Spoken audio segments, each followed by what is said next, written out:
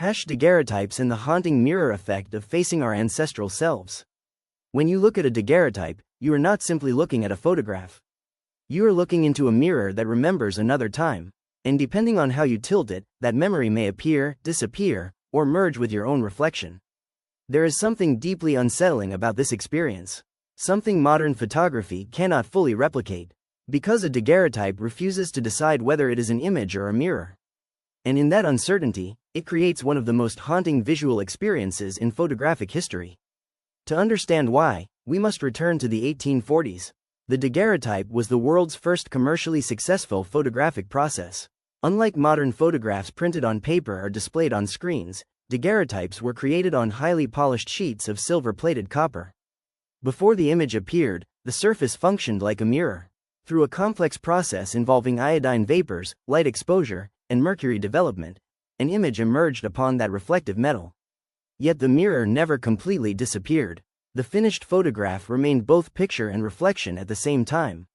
This creates something extraordinary. To see a daguerreotype clearly, you must move. Tilt it slightly one way and the image appears. Tilt it another way and it vanishes into reflection. The photograph demands your participation. It cannot be viewed passively. Your position, the light, and the image must align. And when they do, something remarkable happens. You are no longer simply observing the past. You are sharing space with it. Unlike modern photographs, which remain stable regardless of who looks at them, daguerreotypes create an active relationship between viewer and subject. You cannot look at one without seeing traces of yourself. Your reflection enters the image. Faces from nearly 2 centuries ago seem to emerge beside your own. The past does not remain distant. It intrudes gently into the present moment. This is why many people describe daguerreotypes as haunting. Not because they depict the dead, but because they create the feeling of an encounter. An encounter with someone who once stood before a camera and whose presence still lingers within a sheet of polished silver. There is another fascinating paradox.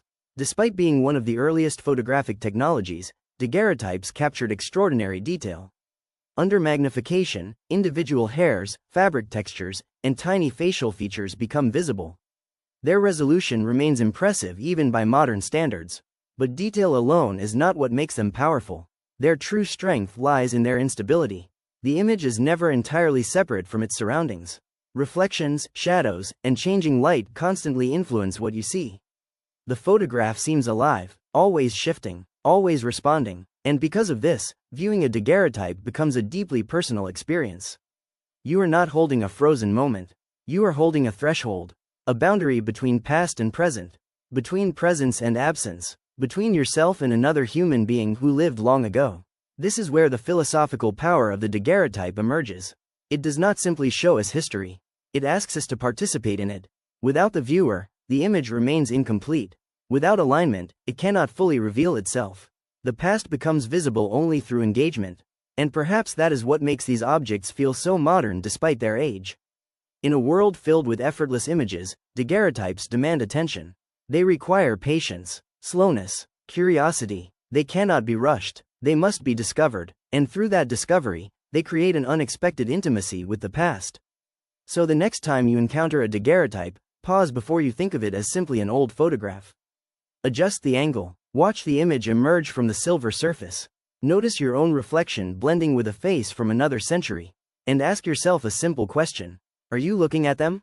Or are they, in some strange optical way, looking back at you?